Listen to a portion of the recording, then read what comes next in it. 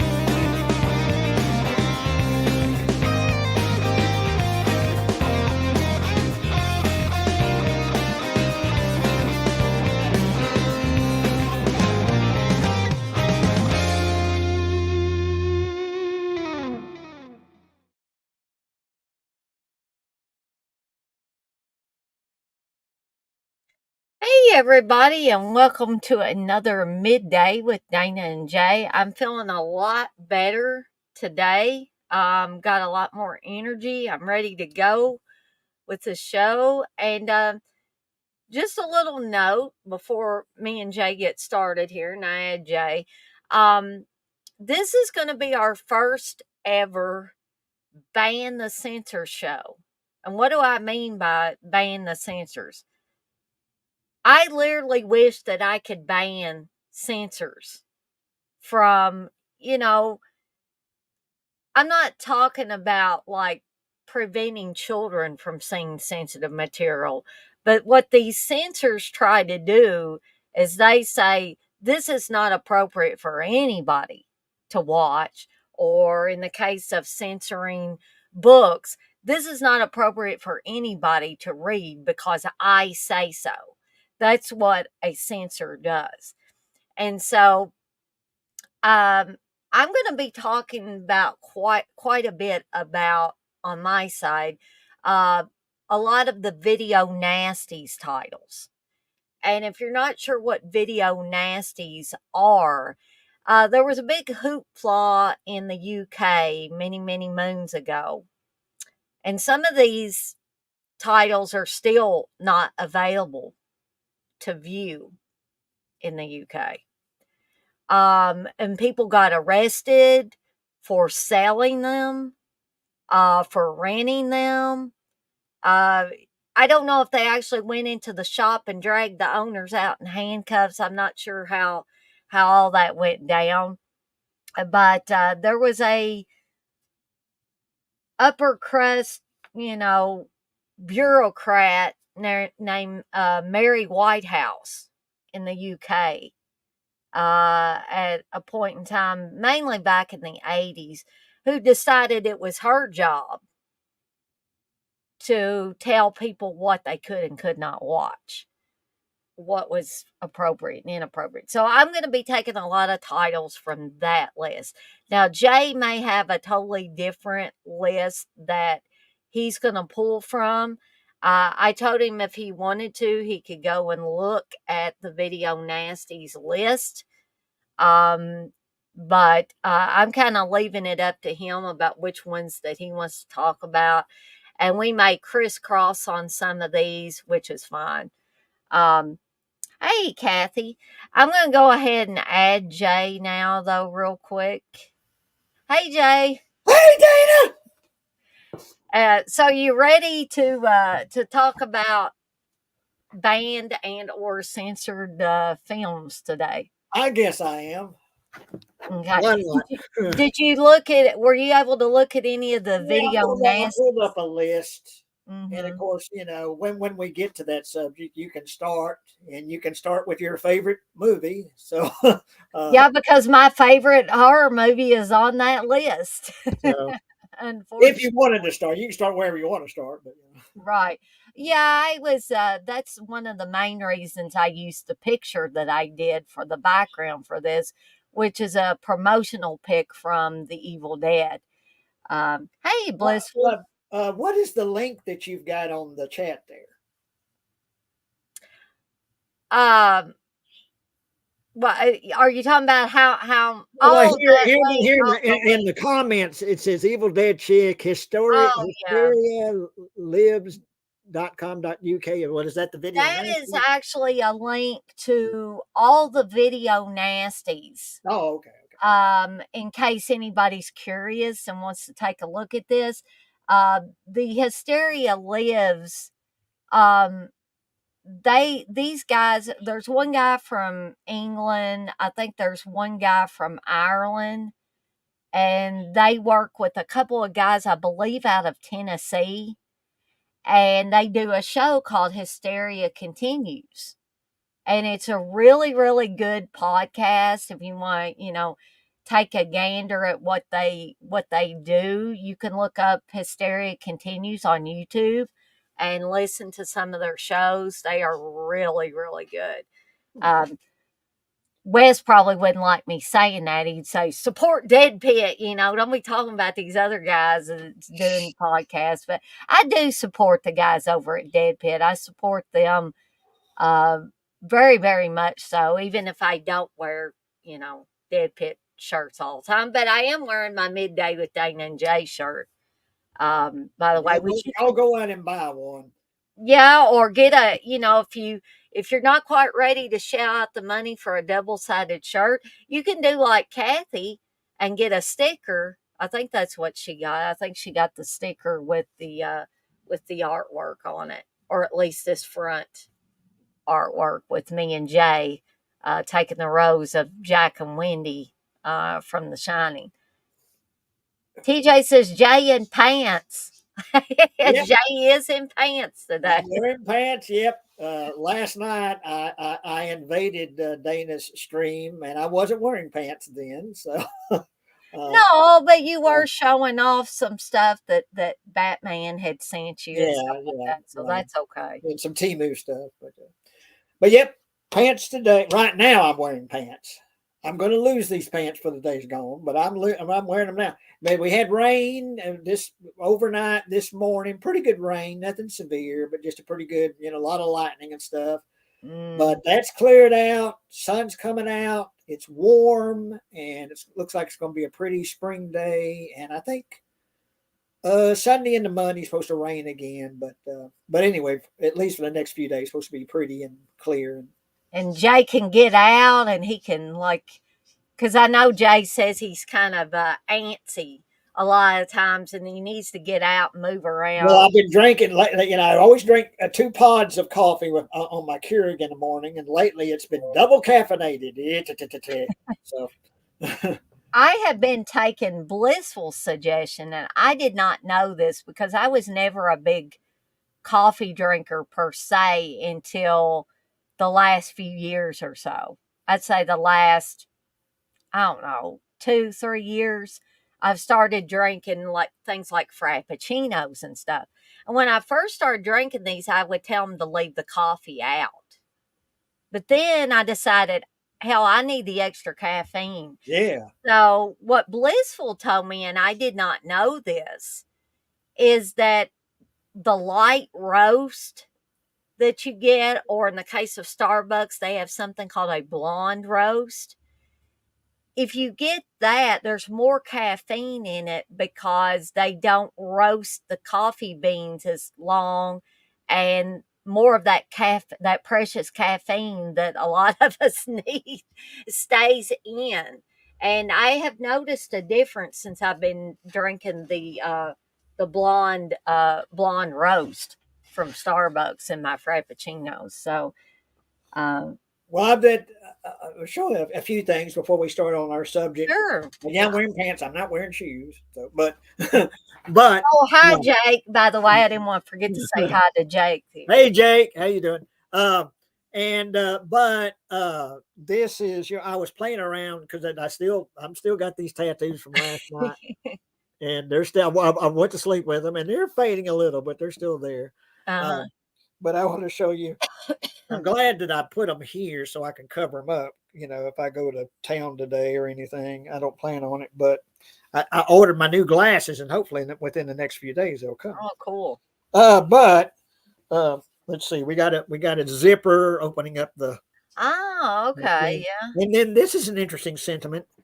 It's eat me, but it's a question mark. So I'm not sure if I want you to eat me or not. It's like, well, I might want you to eat me, but I'm not positive. So it's a question. Sometimes people say eat me when they're angry. So I guess if Jay gets angry at somebody, he can just open the shirt. Yeah, eat me. So it's eat me. Well, yeah, maybe. And then on the other side here, got some stitches. Uh-huh. I got a pin through the flesh here, and I got a nail driven into my chest there. So yeah. So anyway, that's my. Pretty cool. Jay's got a punk thing going on with the safety pin there. Yeah. So like I say, I'm gonna. These can be covered up. So walking out in public, with that. But yeah, I'm just gonna see how long that lasts. It's starting to fade. But it still looks good though. Yeah. But okay, go ahead. Well, Kathy says she's got the sticker on her fridge, so she's advertising anybody that comes into Kathy's house and walks past her fridge, they might ask, "What's that?"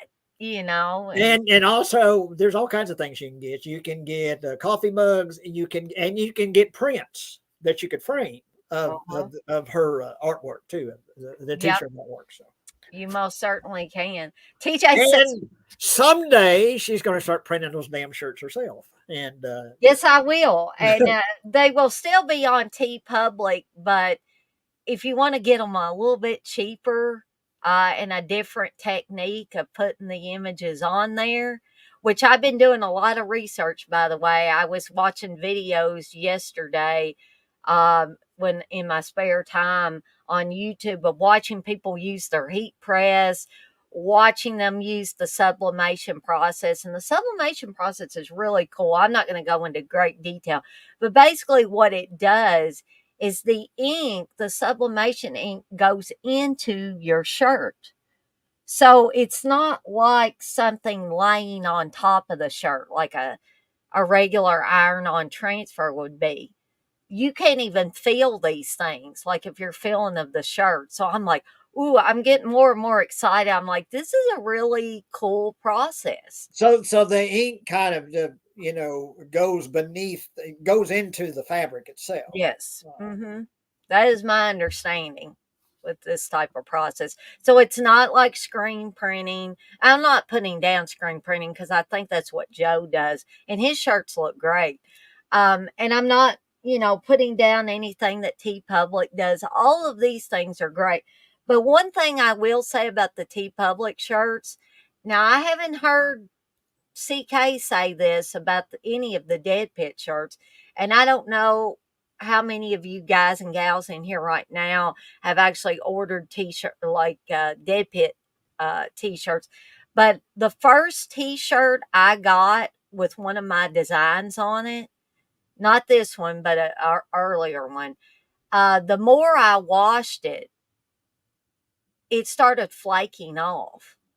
And I was like, yeah, I don't, these shirts are too expensive for this stuff to be flaking off after a few washes. And some people might tell me, well, you were washing it wrong, Dana, or something. But it's like, dude, how do you wash it wrong? If you wash it according to the instructions, how are you washing it wrong? You know what I mean?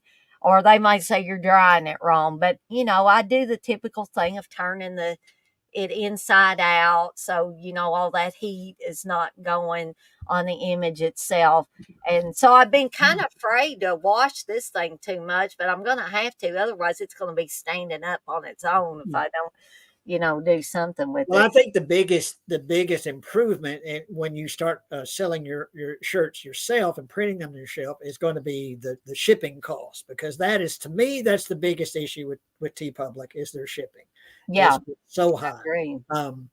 that it isn't so much the price of the shirts themselves, but it's that shipping, um, that that for me in particular, and I think Kathy has spoke about, Well, even I, when I well, ordered this one, I was like, you know, that shipping's kind of steep on that. yeah, yeah. Um, and hopefully that's something you can offer a more reasonable price, with for Yeah, the because I have a variety of options, and all I've got to do is input the size of the package and the weight of the package, which I have my postal scale now, so I can weigh everything and everything will be accurate. And then I can go in there, okay, who offers me the best price on shipping? And I found out with the Booga Booga Bears, UPS is going to give me the best price on shipping. They're going to give me about $6 shipping to ship this 18-inch tall bear to people. And I'm like, that's great. So, Kathy seemed okay with the $6 shipping on the Booga Booga Bear, and so did Jay. yeah, Which I think, that's a lot more reasonable than, say, some of these places might offer twice that. The post office was charging a lot more for shipping to ship the same thing than UPS was. It's just amazing how you can do a little number crunching and get these things worked out better. Um, so I just wanted to bring up that I got a couple of watch alongs for this weekend. We've got Silence of the Lambs on Saturday night, and we've got Grace of My Heart on Sunday night. Will be no movie munchies, but you're going to get a bonus when I do Sunday night's watch along for Grace of My Heart. At the beginning, I'm going to be talking about how my experience at Horror Hound went. So I can pass that information along to you guys and gals, in case there are some of you that maybe have never been to a horror hound before. Maybe you're thinking about going in the fall or something like that, and you want to know, hey, what's the layout like? What's the prices like? Uh, are people douchebags there? Different things. Um, Thank you, Blissful. Blissful says, please hit the thumbs up. Thank you. And so we're gonna get this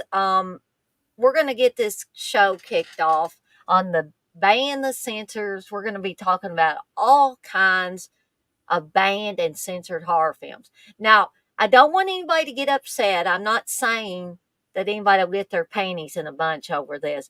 But when I say banned and or censored, I'm not saying that every single one of these movies was ultimately banned. So please don't anybody come back and say, Dana, that one wasn't banned. Well, we're talking about banned and or censored. Okay. So there may be some of these films that wasn't outright banned, but certain things were censored out of it. Like Jay mentioned, Friday the 13th Part 7. That thing was cut all to pieces. The MPAA or the MPA or whatever it's called now, cut that baby all to pieces. well, and there's some cases which, I guess you could speak of Evil Dead, and you certainly would know more about it than I would, that the censors say, well, look, if you're going to release this as an R, this is the cut you have to make.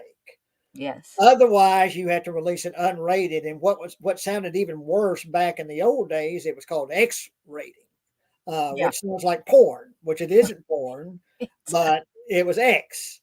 was if if it didn't meet R, it was an X. And I don't know during Evil Dead's time if they still had the X rating. They may have. I think they did. I want to say they did. And that's something that they just, very few filmmakers wanted to release a movie with Yeah, an because X that would rating. just kill your. You know, Because if you got an yeah, X, you couldn't advertise in the newspapers. yeah, yeah.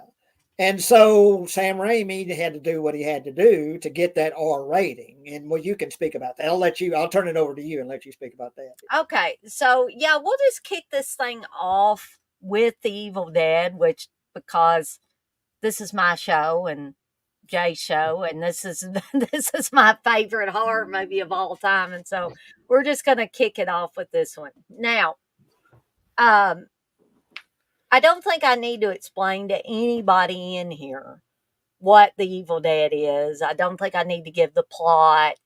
Um, but a real quick snippet is basically the character of Ash goes to a cabin with his friends, and deadites try to take them over. And it's basically comes down to the character of Ash fighting the deadites, some of whom have infected his friends. So that's basic plot. Wouldn't you agree with that, Jay? That's pretty good. I think you did a pretty good thumbnail there. That was quick and easy and Yep. hopefully painless. So now that we've got the plot out of the way, let's talk a little bit about why some people, including certain political people in the UK, had a problem with this movie. It's bloody as hell. For one thing, you got blood going from one side of this cabin to the other. It's slime Glopola City. It's spamming a cabin. All those things that Joe Bob talks about, and all those things that make for a great drive-in movie. Okay. And a woman gets raped by a tree, And a basically. woman gets raped by a tree, which is the only thing I've ever heard Sam Raimi say that if he had to go back and do it all over again, he probably wouldn't have that in there. But I'm like, Sam, don't be so hard on yourself. It's just a tree rape scene, come on. I should have told him that when I met him the first time around. See what he said. But so during the Video Nasties furor, they were really upset. One, that this thing was so dang bloody. They had a problem with total bodily dismemberment, which is how you get rid of the deadites. You got to cut them up or saw them up with a chainsaw. You got to axe them up, whatever, and leave the body parts wiggling all over the cabin floor. That's how you destroy the deadites or anybody infected or possessed by the deadites. Okay. So they didn't like that. They didn't like all the blood. They thought this movie was totally inappropriate for human consumption in any way, shape, or form. And that, again, is something I have a very big problem with. Because what's kosher to one person or what's not kosher to one person may be perfectly acceptable to somebody else. You literally cannot make, well, you can, but you shouldn't make legislation telling people what they can watch and what they can't watch. And I'm talking about adults. And we're all adults in here. Now, underage children, especially, I'm talking about anywhere from like 5 or 6 on up to, 12 or 13.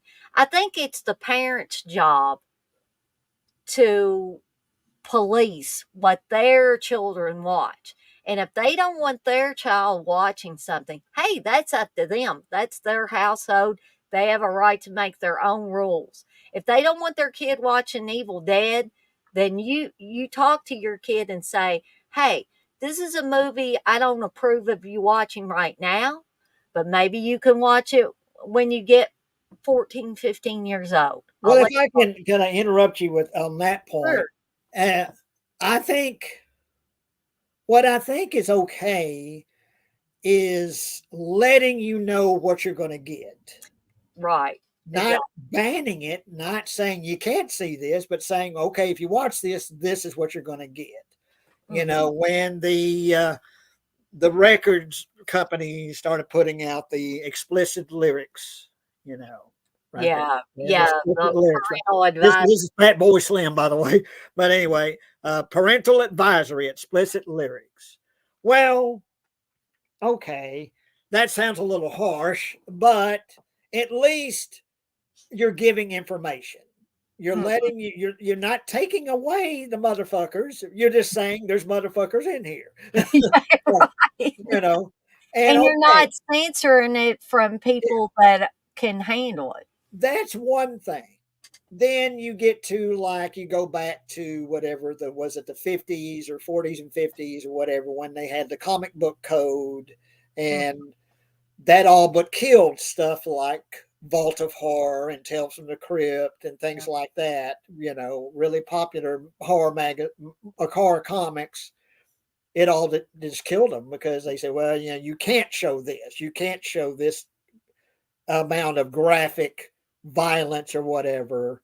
Um, and then with like television, you know, George Carlin had the 7 words you can't say on TV. You know, Mm-hmm. shit, fuck, cock sucker, motherfucker, and tits.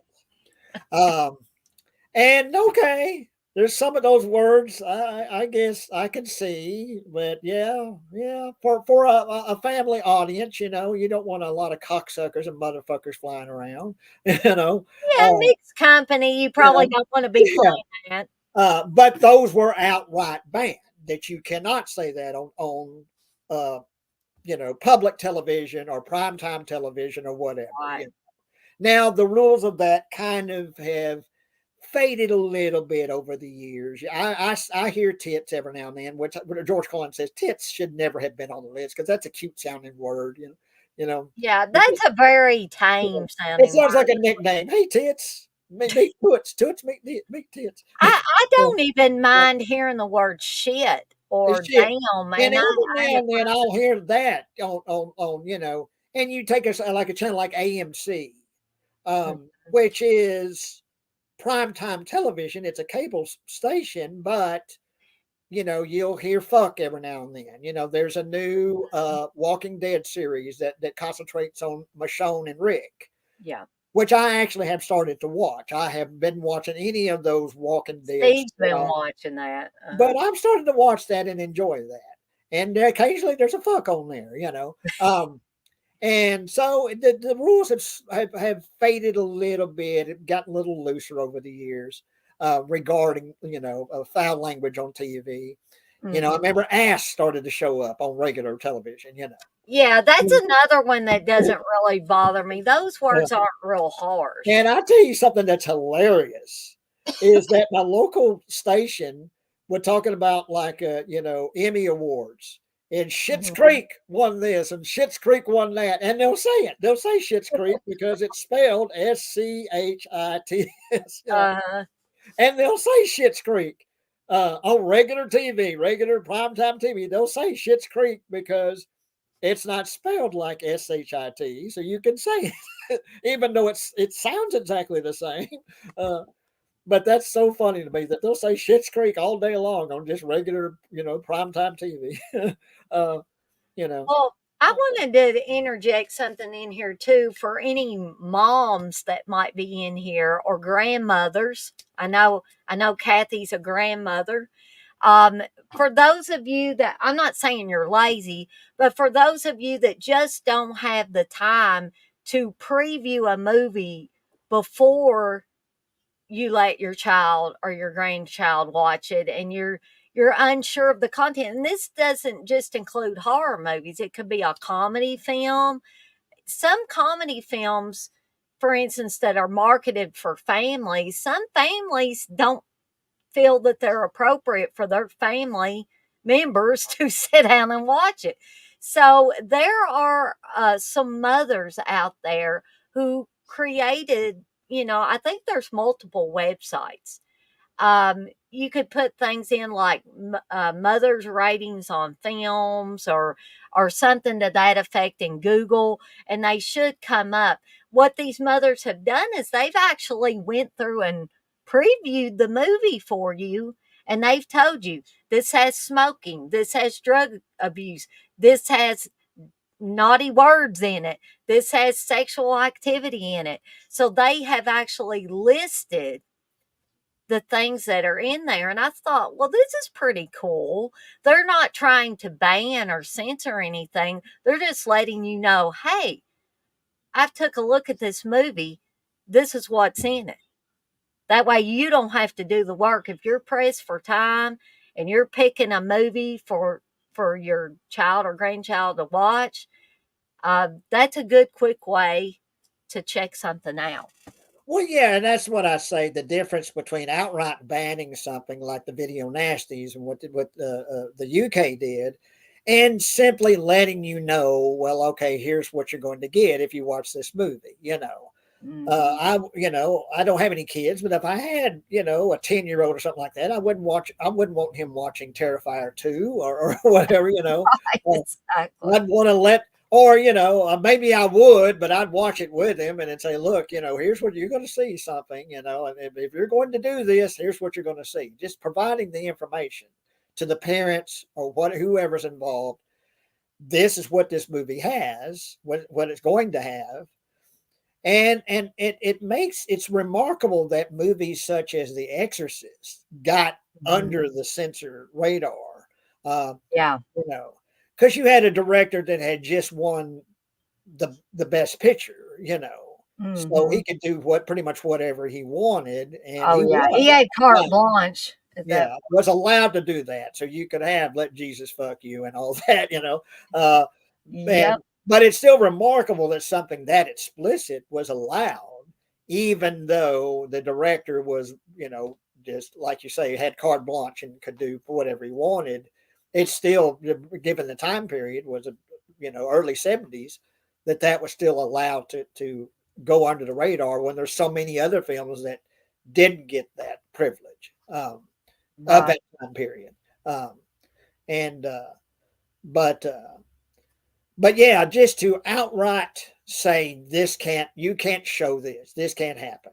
This cannot be released into the public. What the UK did, and looking at the particular films on the list, and I pulled up the list. I pulled up, what was it, 10 that are considered classics now that were on the videos nasties list. And so I'll bring up one that I don't know. I don't agree with it, but at the same time, I'm like, yeah, okay. I wouldn't outright ban it, but I certainly would give a red flag to anyone that's going to watch it that prepare yourself, and that would be I Spit on Your Grave.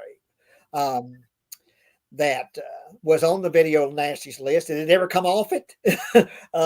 Is it still on in the UK, or is it?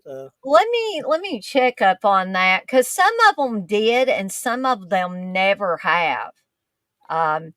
Okay, so this is what Hysteria Lives, or Hysteria Continues, said. Let's see. I suppose it could be seen as both a feminist feature and a misogynistic, degrading experience.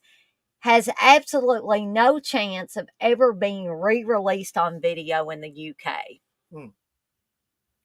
So it's still off the market in the UK. Evidently so. We might ask Darren about that just to be sure. And that's one of the prime examples of a movie that, and of course you've got several different versions of that. It's a favorite of yours. I did the watch along with you for that. I did Spiral Cut Hot Dogs. Spiral Cut Hot Dogs. Talked about it on Exploit Nation with Uncle Bill. And the first woman I've ever watched that with. And really, I still watch it and still think it's a just an example of something that's really explicit and really violent and really degrading to women. And I agree with anything you would say against it. I would agree with, but I still think it holds a place of importance Hmm. in filmography or whatever. I think you should see it. I think it's a film that should be seen by Hmm. adults, by consenting adults. Yeah, it was It's the big. only movie, like, once again, it was the only movie that I remember my parents ever telling me I should wait to Yeah, watch it, and and, that and, was and good and Censors. good for your parents. Yes, yes. um, and it is very shocking, very unsettling. Um, and yeah, that's one of the examples that, well, to outright ban it, part of me can almost understand it. But then again, I don't want anything ever taken away from me saying you can't watch this. That's up to me to make that decision. Um, Mhm. and it was something as extreme as I Spit on Your Grave. That's another example. One of the top examples of a film that you know I can see why that's on the list, but Mhm. uh, you know, let me make up my mind about what I should see or shouldn't see as an adult. You know. Right, yeah, exactly, and that's the ultimate point that me and Jay are trying to make with this stream. I don't want anybody to get any other kind of notions of what we're trying to do here. We're basically, and I think Jay would agree with me on this, but if you don't, Jay, if you disagree with anything I'm saying, stop me before I get too far into it Yeah. and say, well, I don't know about that. But for adults only, we're saying that we have a right, and you guys have a right in the chat to watch whatever the hell you want to without some, political nonsense getting in the way trying to tell you what you can and cannot watch. We're not 5-year-olds. We're not 12-year-olds. A lot of us are 40s and above. There might be some of us in our 20s and 30s, but we're not youngins no more. There might be even some 60s and 70s age people that come in and out of here. Well, I think the first time I saw I Spit on Your Grave, I was like 16, maybe something like that. Yeah, so I when on VHS. I think the first time I actually saw it, I was much older. I was probably, I might have been 15, 16 when I was finally able to. I went to the video store with my aunt and I saw the big box with that artwork. I was like, there's that movie. I'm That's a getting movie that that. your parents didn't want you seeing. Uh, Or wanted you to wait. yeah, they didn't want me to see it at like 12, which was And then ex- to interrupt you here, Rad Hammer, I actually have Itchy the Killer on DVD somewhere. I've seems got like it. Steve has that one, but I don't know Yeah, if I've seen it. yeah. Was it Tashi McKay or what's his name? How do you pronounce his name? Is that in that Yeah, history? I think that was, Um, yeah. but yeah, I really like Itchy the Killer, and I'm glad you brought that up. I need to dig that up and watch that. I haven't seen that in a long time. But Bookhouse Boy is in here. Hey, Bookhouse Boy. He says, Dana, I see a Thriller poster behind you. Yes, actually, this is a lobby card, and this is Steve's lobby card. If y'all can probably see part of that back there. I'm not gonna take it off the wall because then it'll probably end up falling and stuff like that. But Steve actually had that sign years and years ago by Christina Lindbergh, the star of that movie. She's the girl with the eye patch. And well, so you bringing up the kind of an Asian film like Itchy the Killer is Audition on the list, Dana? Um, uh let's see. Hold on just one second and here. that's another one that it doesn't get really gruesome and violent until pretty much the end, sequence of Now, the see, film. audition would have been after the original video Nasty Oh, okay, Sugar. okay. But let me look this up real quick because I've seen that one recently, Jay. Yeah, I did Ooh, too. that one's wild. Yeah, it is wild. That's something I recommend for people who want to see something extreme, but It's very slow moving, and it only gets really gruesome there close to the end of the film. But I really like Audition. But you Well, gotta, from what I can tell, this information comes from the Japanese Cinema Archives, or JCA. And just one second here. Uh, Trying to find where it talks about major themes, various interpretations, making of.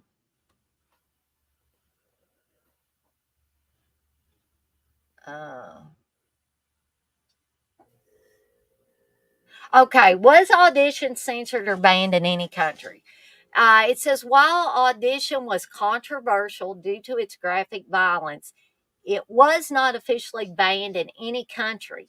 However, its release was restricted in certain regions due to its content. hmm, And there is an unrated and a rated version of Audition as well. hmm. Well, let's talk about one which would be like right under to me. I Spit on Your Grave. And I remember the Dead Pit guys. I don't know if they had a watch along, and it was one of the members says, "I'll never watch this again," uh, and that's Cannibal Holocaust. Cannibal Holocaust, Yeah, yeah. yeah, which of course I'm sure was right at close to the top of the video nasties Was list. that Garrett that said he would never watch that I forget again? who said it, but it said, "Yep, this is it for me. I'm not watching this again." Uh, and for me, it isn't the violence to the people that bothers me in Cannibal Holocaust. Is the violence to animals. Real animals are killed on Yes. screen, um, and very violently killed. There's the turtle. And what's the little animal? What's that animal that Is stabbed? it oh shoot. What is that animal? Someone could. Are you still here, TJ? But, Yeah, we know. but anyway, animals are killed. Real animals are killed violently on screen in Cannibal Holocaust, and that's what bothered me. Was that the animals? Mhm. It wasn't what was happening to the people because I knew that's fake. Um, there's a lot of nudity. It's really violent, but it's what's done to the animals that I'm like, no. And I can understand someone saying, yeah, I'm not going to watch that again. I can't do that. But here is the if I can interject here real quick. Here is the good thing about newer releases of Cannibal Holocaust. Now, I don't like real animal violence of any kind. I don't think it has a place in any movie, horror, exploitation, or otherwise. However, I'm a completist. So the first time I watched Cannibal Holocaust and a Cannibal Ferox, both, I had to make myself, and this was a personal choice. I'm not saying everybody's like this. I had to make myself sit through the entire film. However, now, whenever I watch Cannibal Holocaust or Cannibal Ferox, I will either turn away when there's animal violence because I've seen it so many times, I know where the animal violence is at. Or Cannibal Holocaust, I believe the newer versions have an animal cruelty free way that you can just watch it on the disc where you don't have to see it or hear it at all. So, they know that people are sensitive. The people putting these movies out, the studios, know that people are sensitive to this stuff. Um, but I'm sorry, Jay. I just wanted to interject that. No, but no, that's a good point. I didn't know that, and I do not have a copy of Cannibal Holocaust. I think I've only seen it once in my life, uh, and it was the animal cruelty that's like. I actually thought it was a good movie. I thought it was really well done, and that kind of that one, if not the first, one of the first, shot on video kind of films. Like But found footage type yeah, of of deal. course, the Blair Witch Project kind of made that a big deal, but it was done way back then. That found footage kind of movie. I thought it was really well done, but it was the animal cruelty that was like, I don't know if I want to see it again. But to seeing the animal cruelty pre version, that'd be another story. And like you say, putting yourself through it, even though it would be upsetting, that's kind of what, like the case with I Spit on Your Grave. That's a film that I still return to sometimes and watch, even though I know this is going to put me through some stuff. Yeah, the Watching it. the rape in I Spit on Your Grave is relentless. I've said that before, and I'll continue to say it.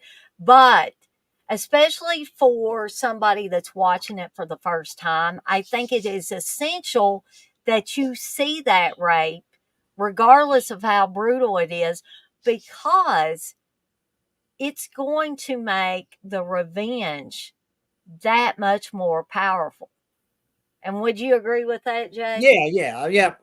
That, I mean, really, you need to take in the whole film to get the full impact of everything. Um, but yeah, it's something that if I ever mention it to anyone, I said, yeah, prepare yourself though for this. Here's Yeah, what, you do like I need to say, prepare. that's what I agree with. Giving the information that when you watch this, you're going to see something very violent, very graphic. Um, just getting that information out here, but not banning the film. Just letting people know what they're going to see. Mhm. So I guess let's go back in time even further, even before the Texas Chainsaw Massacre, which I'm sure was on the list too. I don't Jay, know what. you can go ahead. I'm going to go check and see if they've delivered my lunch Okay. yet. And what And do you I'll get be to right eat, back. Dana? Because I'm hungry. Well, I was going to get McAllister's and get a chili and stuff, but they weren't serving at this point in time. But anyway, so I went with Penn Station. I got an Italian sandwich Oh man, and a that's chocolate good. chunk cookie and lemonade and some more caffeine. Oh, good. Yeah, you caffeine. Well, I think I'm going to sort of wait before Dana to get back before I bring up the next film. So I'll show my tattoos again. Uh, there's the zipper kind of opening up the flesh there, and eat me. The question, it's a question. Eat me? Do I want you to eat me?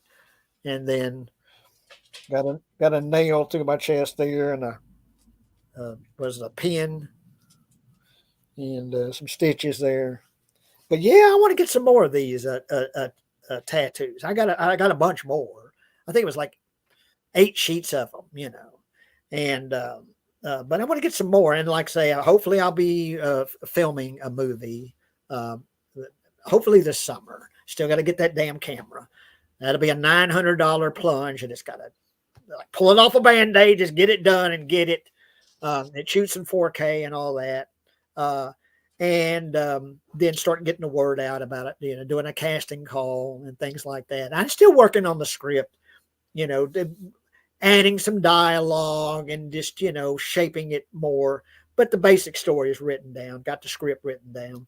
And Bliss, I still want you to read my script. I want to know what you think about it. I've heard from a couple of people that Dana read it, and I heard from another guy said he really enjoyed it. And I heard from Megan, the girl in my movie Crystal. And she said she enjoyed it, and she had some suggestions on how I might flesh the story out. But she said she enjoyed it, and that's still available. That crystal shovel for $300. If you want to buy the crystal shovel from my movie Crystal, that's signed by Megan, and that'll help me not only get the camera, but I also want to get a laptop with at least 32 gigabytes of memory, for editing, because when I'm going to start working with 4K and stuff like that, I need all the memory I can get. And I think I can't expand this memory.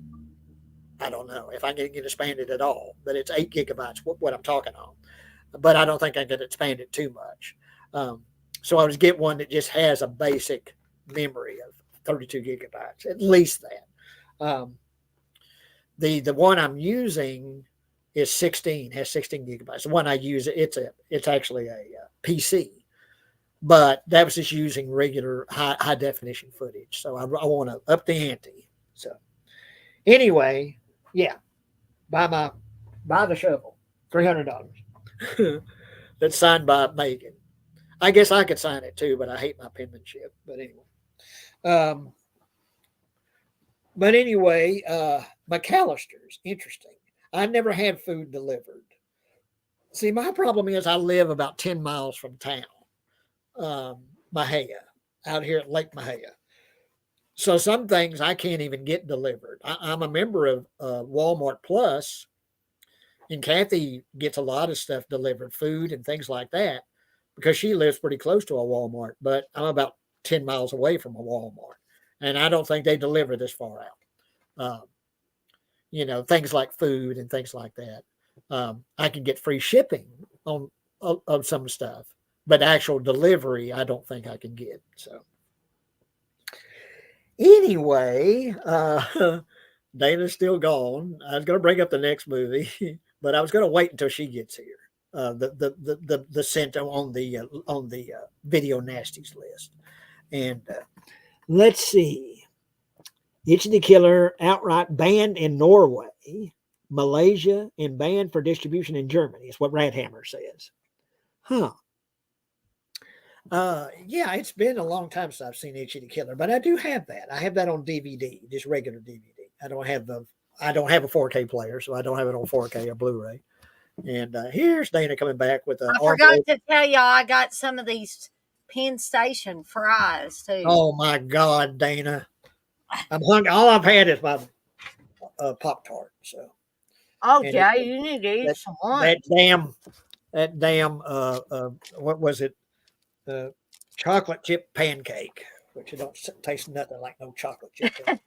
I remember you saying that, and so when I saw them in the grocery, I was like, "Yeah, that's the one that Jay said didn't taste at all like a chocolate chip." Nah, it's all right, but it don't taste like that. I need to break in my banana bread Pop-Tarts. So if y'all don't mind me, eating my sandwich, and making me starve to death. But okay, let's bring up the next one, which I'm sure was pretty high on the list of the band list, and Last House on the Left. And this was before Texas Chainsaw Massacre. I think it's even before I Spit on Your Grave. Yeah. But once again, we have rape, and we have the revenge plot where this girl is violently raped and murdered, and then her parents plot a revenge, a bloody revenge. A very elaborate revenge. Yeah. And Wes Craven, it's his first movie. I believe so. Well, I don't know. He may have done, a couple of things before that. But not only did Wes Craven work on this damn thing, but Sean Cunningham did. So you got two of what will become the titans of horror movies. Wes Craven with Hills Have Eyes and The Nightmare on Elm Street. Sean Cunningham with Friday the 13th. So just keep that in mind when you're thinking about this movie. And kind of changing the shape of horror films, and of course with Scream, Wes Craven. Kind of changing the. He was there to sort of change the mood and the feel of horror films, going way back with I Spit on Your Grave, and then with Nightmare on Elm Street, and then later with Scream.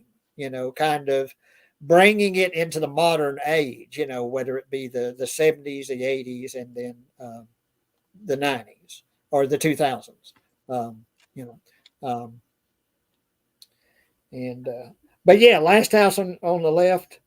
Once again, yeah, that's something. It's graphic. It's very violent, very degrading to women, and of course, a woman is not only raped but she's murdered. And making a girl piss her pants. Yeah. You got before the castration scene, and I Spit on Your Grave, you've got a dick being bit off. Literally, yes. Yeah. In Last House on the Left. But you certainly wouldn't probably know a lot more about the making of that film or it being on the list than I would, Dana. So if there's anything, I'll give y'all a little bit on it. And Jay is exactly right. And keep in mind that the other title, or one of the other titles for Last House on the Left, was Sex Crime of the Century, which would leave no doubt about what this movie's about. The other title was Krug and Company. This was a reworking, and a controversial reworking at that, of Ingmar Bergman's The Virgin Spring. I don't know how many of y'all have seen The Virgin Spring, but I've seen it, and it is very similar in themes. And it's also said that this film that this film inspired a whole slew of Italian exploitation movies, most of which ended up on the Video Nasties list. And this one, according to the Hysteria Lives, Hysteria Continues list, remains banned in the UK. Oh, So, again, that might be one to ask Darren about when he's in next time, just to make sure, because Darren is all up on all of the Video Nasty stuff, and being as he lives in Wales, he knows about, all the ins and outs of that. But Last House on the Left was, for me, I don't remember my parents specifically asking me to wait on that one.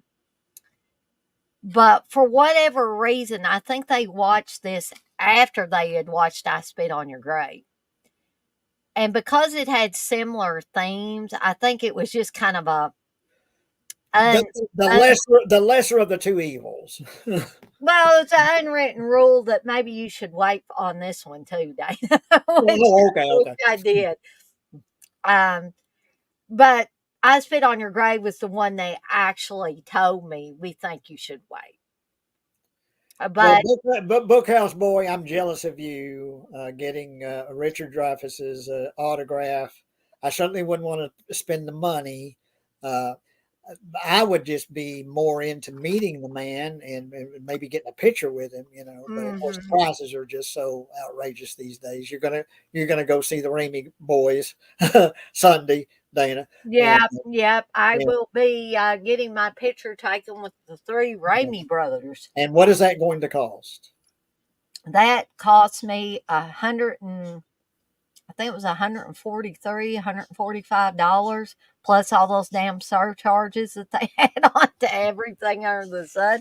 So it actually, if truth be told, and I'm going to be totally honest with you guys and gals, it was about $160 by the time they added all the little fees and all the stuff that I don't really think they need to add. But, you take that $143, $145 and just plan to add about $20 to that when you're doing your calculations.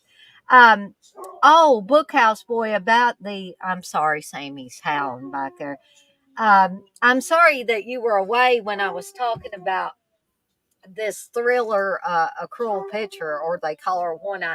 That is actually my husband Steve's lobby card. That Sammy's distracted me. He got signed years and years ago, I believe maybe at a Cinema Wasteland convention, by Christina Lindbergh. Sorry, guys and gals, I'm going to have to go make him be quiet. Sammy. Well, there's a couple of versions of Thriller, A Cruel Picture, and I've seen both versions. One has actual porn scenes in it. Actual sex is depicted in Thriller, A Cruel Picture. In one of the versions of that, and I can only imagine that was on the list. I've seen both versions. Yeah, I've seen both versions. The one with the actual porn stuff in it, and the one without it. And honestly, as much as I dig the occasional porn, of course, I've talked about that. I can do without it in Thriller, A Cruel Picture. I actually prefer the version without the porn stuff. Right. I don't think it's necessary, and I think it makes it a film that I don't think it needs to be. It doesn't need to be that. Right. I agree. I totally agree with that. The porn inserts do nothing to enhance this movie. It's just fine without it. Yeah.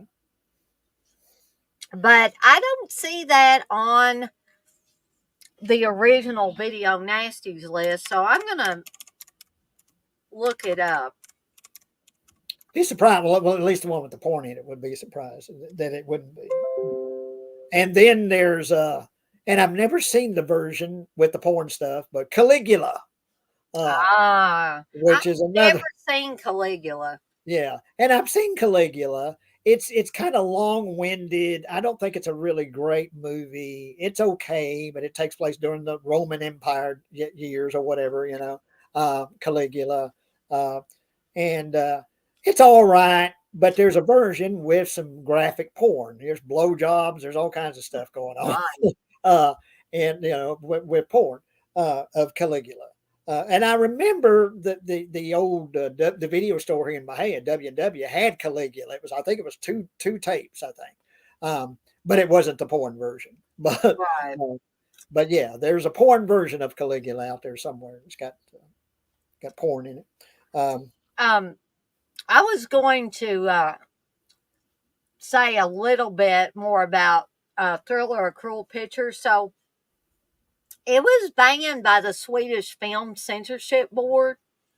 The film was truncated to 104 minutes and then down to 86 minutes. But it was still banned. And then it was finally released after being cut down to 82 minutes. Like, you took it down from 104 to 82. And in the United States, the film was distributed by American International Pictures, also in a truncated cut running 82 minutes. So there's you a little more information about that film. Well, another one that I saw that was on the list, but it actually was finally released in 2003, unrated. And when he put it out originally, George Romero released it unrated. And that's the Dawn of the Dead, because he didn't want anyone fucking with his movie. So I can't blame him. He's going to release this the way this is his film, this movie. He's going to release it the way it's intended to be released, and so he put it out unrated.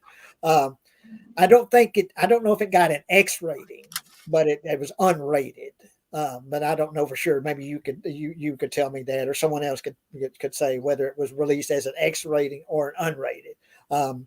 But Dawn of the Dead, and my research says it was on the list, the Video Nasties list, until 2003, and it was finally released unrated.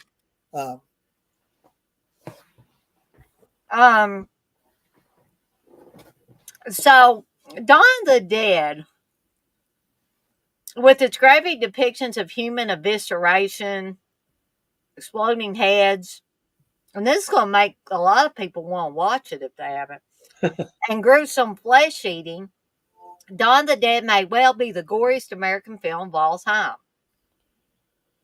But that's in the eye of the beholder. The film is actually so violent and gruesome that it was released unrated in the United States for fear of being slapped with an X rating.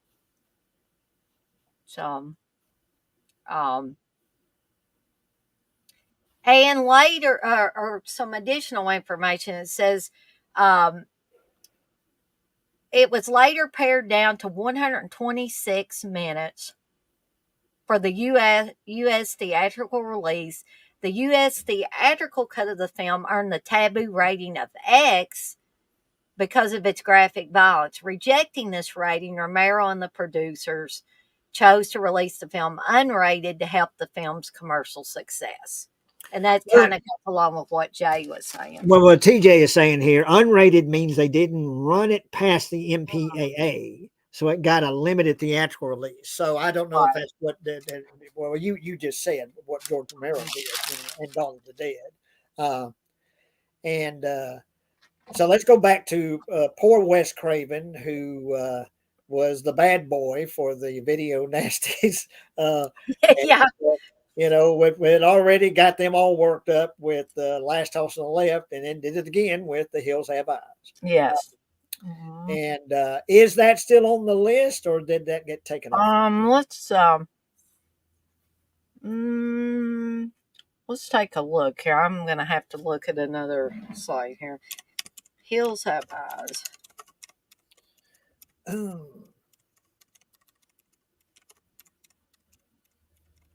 All right. Well, that's the 2006 one. We don't need that. Okay.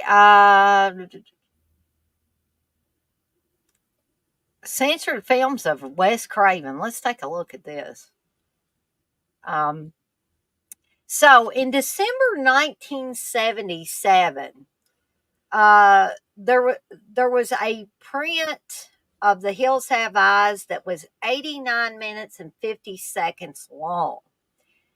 It was banned because of indecent violence. That's what they called it. Not just violence, but indecent violence.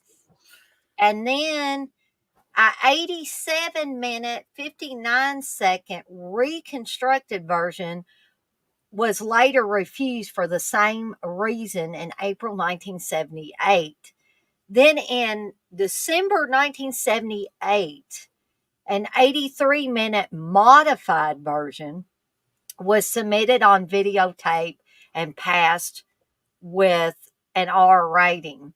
And then in March 1979, after they passed that 83-minute version, it was banned for the third time, now in the form of a 84-minute 39 modified soft version, so they didn't like that.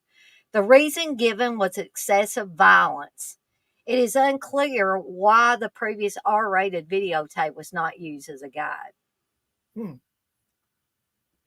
So. And read what Kathy says here. I want to amen that, and everyone out there, everyone that's in this room needs to do what Kathy said. So. Oh, Blissful, or Kathy says, Blissful, I just hit the like.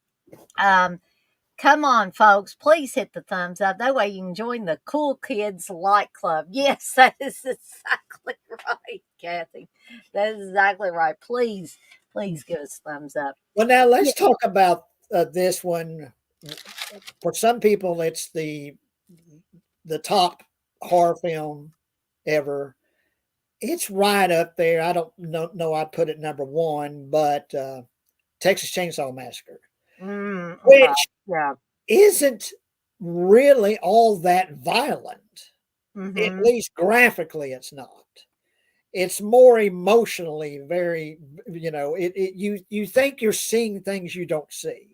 That's one of the great examples of making you think you're seeing something that you're not really seeing.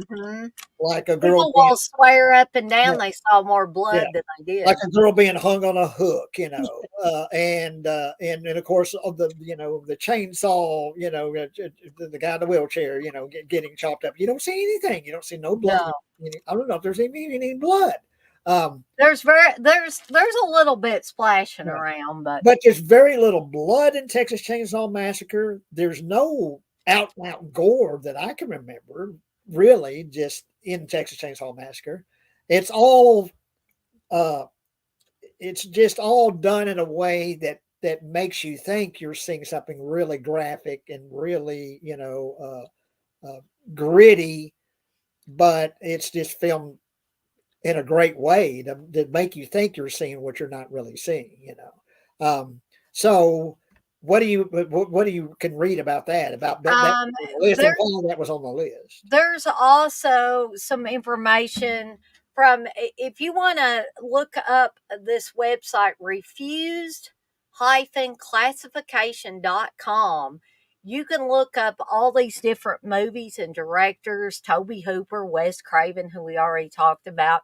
But the Texas Chainsaw Massacre, in June of 1975, there was an 83-minute, 20-second print of the Texas Chainsaw Massacre that was refused registration. The Films Review Board upheld that decision in August of 1975, rather. It was banned again in December 1975, this time in a 76-minute, 59-second reconstructed version. The reason given was excessive violence, of which me and Jay have already talked about. You don't really see a whole lot at all. This decision was appealed, but in April 1976, the film's Board of Review once more upheld the refusal. In 1976, a censored version of the Texas Chainsaw Massacre, missing 6 minutes and 21 seconds, could secure, in Australia at least, an R rating. And then in the 80s, in July 1981, an 83-minute, 14-second print was refused due to violence, which was described as frequency. It was frequent. Explicitness and intensity was high. Purpose was gratuitous. The same month saw the film's Board of Review upheld the decision. And there are even reports in 1982 of Australian customs seizing PAL tapes of the Texas Chainsaw Massacre. These have been imported from America, so they presumably were Wizard video releases. At the time, they advertised the film in Fangoria magazine with the promise that both the PAL and the NTSC versions were available. And then in 83, there was an 80-minute VHS tape that passed with special conditions. Yeah. So, yeah, there's been a lot of censoring and banning of the Texas Chainsaw Massacre. There's more there, but I'll let you guys and gals go and read that at your leisure. Well, here's another one that, according to what I'm reading here, it didn't get its official uncut home video release until 1989, and I'm a little surprised that this was on the list, but Phantasm. Exactly. Yeah. You know, except for the spear in the head and the blood pouring out of the spear, you know, which in one of the greatest ever, you know, horror films is Phantasm. It's so weird. It's so, you know, so unique. There's not another movie on the planet like Phantasm. And of course, the tall man, Angus Scrim, just. But what can you read about, or what can you say about its Let's see here. the trouble it had? Because it said what I'm seeing here, it wasn't released uncut until 1989, and in the UK, I mean. You know. Here we go. Let's see what. Well, that wasn't exactly what I was looking for, huh? Okay. Here's some fun facts about Phantasm. Okay. The uncut version of Phantasm is banned in Germany. This information was taken from 2007, so keep in mind some of this stuff could have changed, okay? But as of 2007, the uncut version of Phantasm is banned in Germany. Let's see if they've got any. The MPAA originally wanted to cut down the ball scene because they found it too gory. Don Coscarelli was able to convince the president of the MPAA to change the ruling by showing that cutting the scene down made it more horrific. And I think I've heard him talk about that. Let's see what else we can. I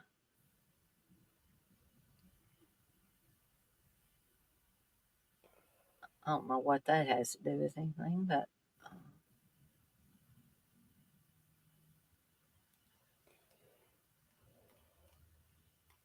Let's see. If I can find out any. take a look at this here. And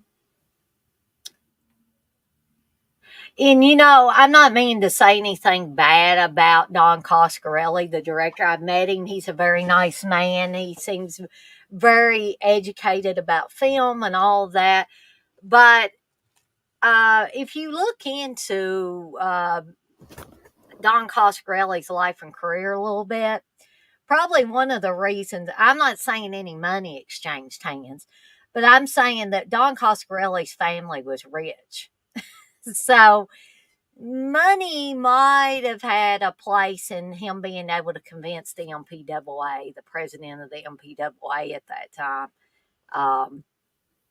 So I'm going to look and see if I can cast, let's see, analysis. Okay.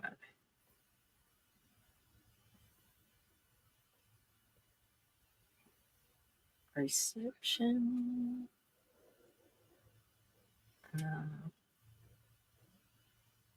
Well, they're not giving me a whole lot on.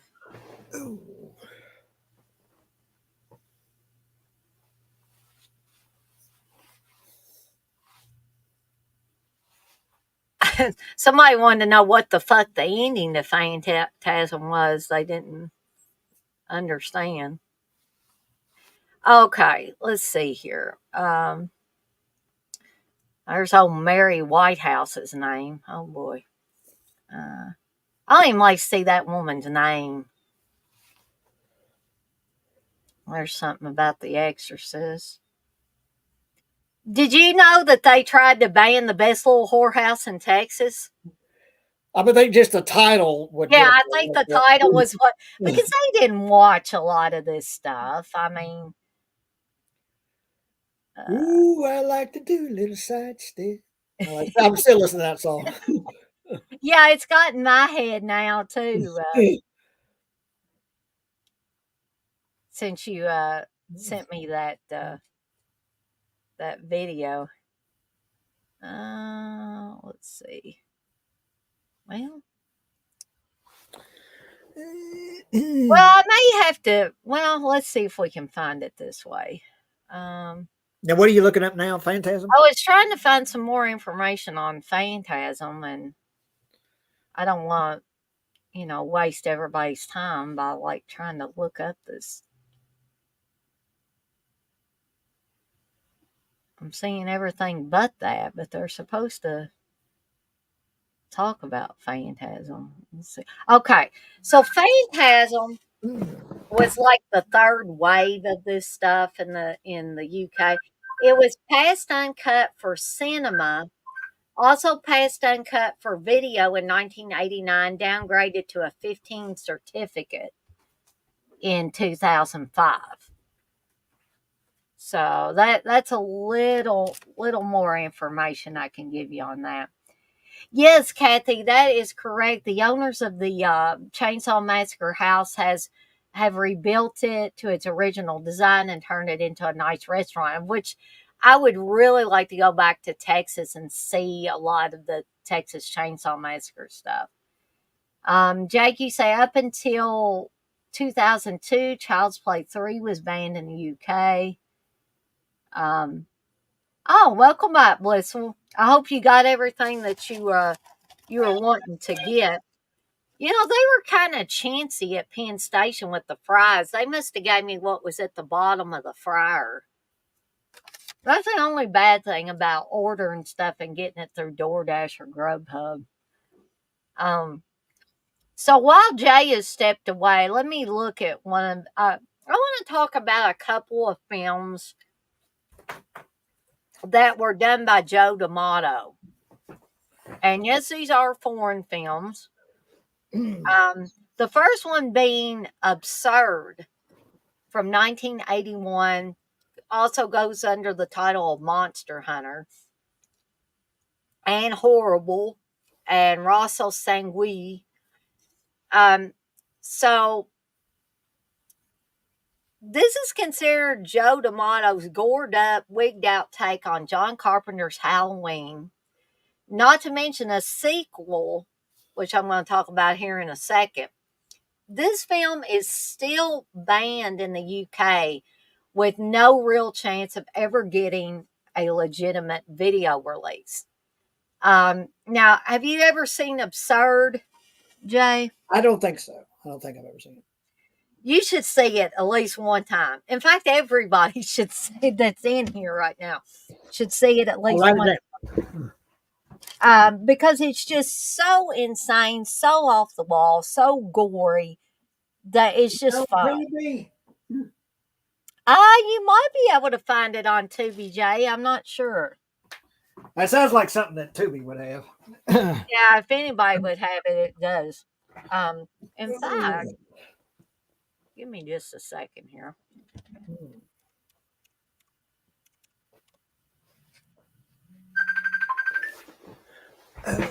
Sounds like Jay's being summoned. Yeah, it's my great nephew John, and he's been drawing, and he messaged me this morning. There's some pictures him and Dorothy drew from this video game called Portal. And man, he's real good. John can draw real good, and but I'm sorry, John, I'm doing right now. But I have just put a link in the chat here. If you want to go watch Absurd on YouTube, you can watch it. Oh, it's on YouTube. I believe it's the Severin release, so it should look pretty good. So if you want to follow that link in your spare time and go check out Absurd, and I think all of us in here can handle the gore aspect of it. This is a crazy, wacky film. Again, I'm not sure why it was banned. And I like it. I like Absurd, and I also like the next one I wanted to bring up, Anthropophagus the Beast, or just Anthropophagus, or the Grim Reaper. This is part Gorehound's Delight, part travelogue.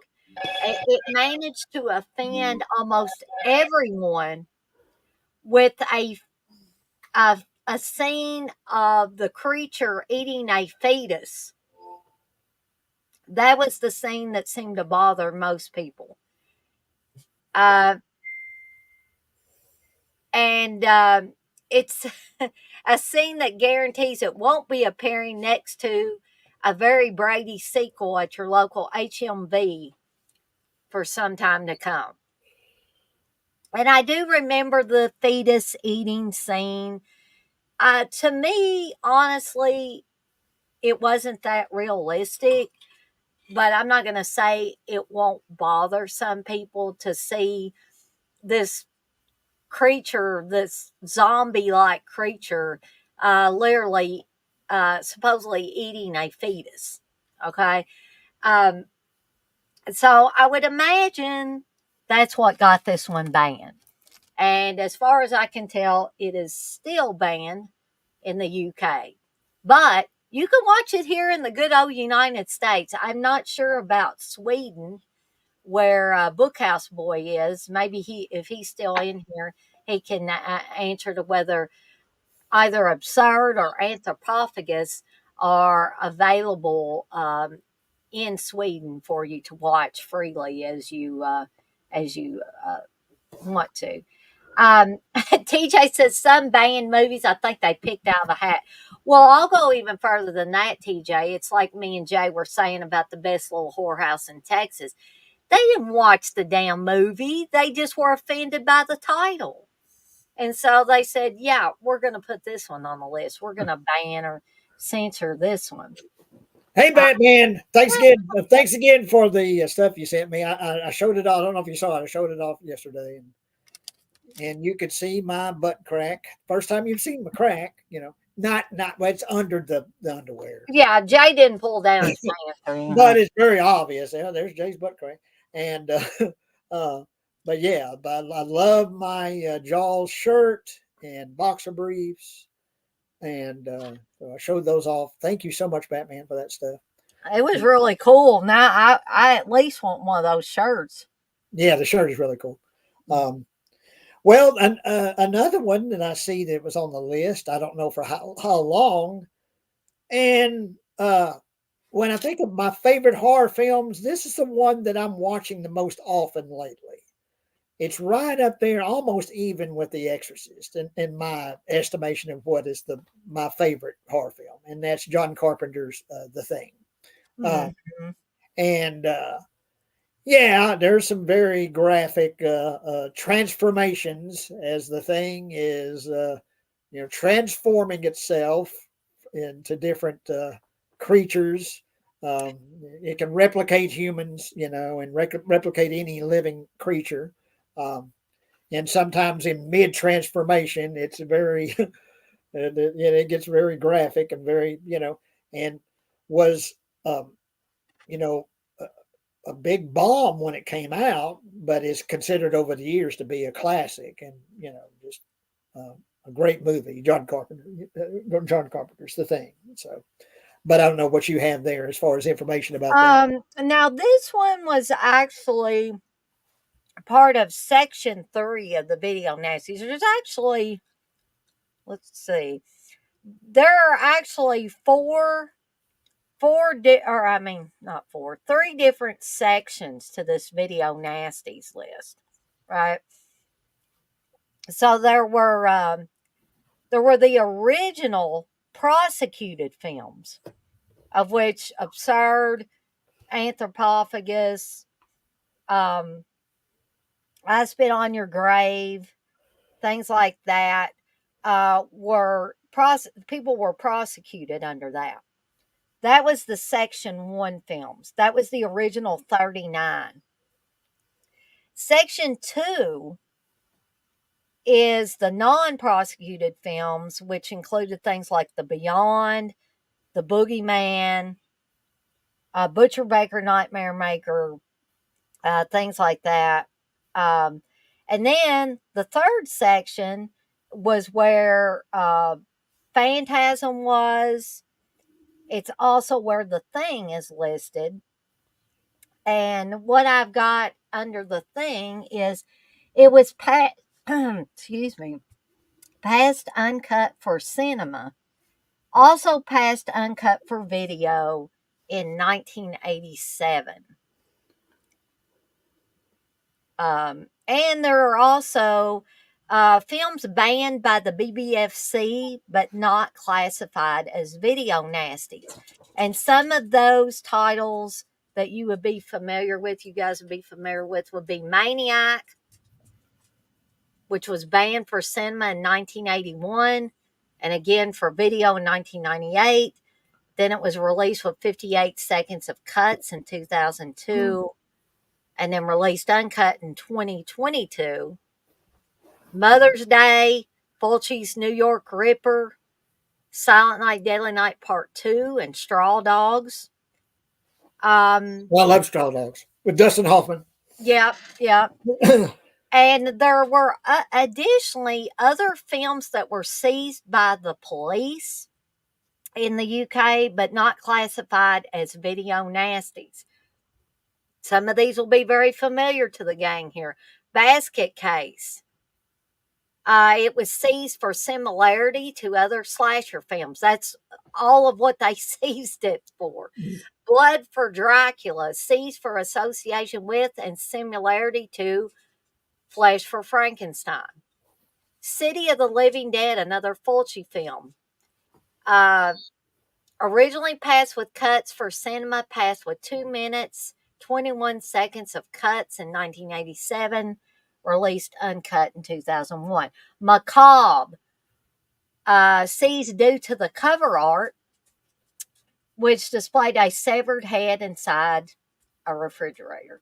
You need to see Macabre if you haven't seen it, by the way. Well, there's something I've found on this list here. There's a movie that itself isn't really that graphic, the film itself, but the VHS cover got them all upset, and that's the cover for Driller Killer. Oh, yeah. You see the guy, putting a drill through a guy's head on the VHS cover, and that got them all worked up. The video nasty, so that was put on the video nasties list because of the VHS cover. not so much what's in the movie itself, which is not that graphic, but the video cover, the VHS cover. Madman, which is one of CK's favorite films, was seized for similarity to other slasher films. Originally passed uncut for the cinema, released uncut in 2002. Now, I know we talked about The Exorcist earlier, but I want to bring this up. Although never officially cut or banned in the UK, several attempts to release the film on video were thwarted by BBFC censor James Furman, who cited both the age of the possessed girl, as she was under 12. The film might have had significant appeal to underage viewers. I don't see that, and reports of incidents of hysteria involving young women, leading to concerns that the film might cause severe emotional problems for those who believed in demonic possession as obstacles to a home release. Following a successful theatrical re-release in 1998 and Furman's retirement, thank goodness, as a censor in January 1999, the film was submitted for home video release for the first time in February 1999 and was passed uncut with an 18 certificate. And the film had previously been released on video in 1981, uncertified by Warner Home Video. So there's a little more additional information about The Exorcist. Well, I want to. There's Madman. I want to pimp that. This is the Blu-ray of it, and the 4K version. I'm on this DVD. I'm actually on there. On one of the extras. That's right. You are. On one of the extras, I interviewed Paul Ehlers at Fear Fest, and that's on the Blu-ray and 4K release of Madman. Jay Reel's on there, so yeah. So if you want to see Jay and you want to see a bunch of other people you may know, yeah, I think CK and Uncle Bill are on there, and yeah. But anyway, yeah, I'm on that, so I want to pimp that. So cool. Actually, I'm on a Video Nasties movie, right. So let's see. Trying to one up Jay here, but I just wanted to show the beautiful 4K. So we're talking about Madman here. Yeah. I do have the 4K. I'm on that too. But there's the original cover art. See, Jay won't be mad at this one because it's got different artwork. That's cool.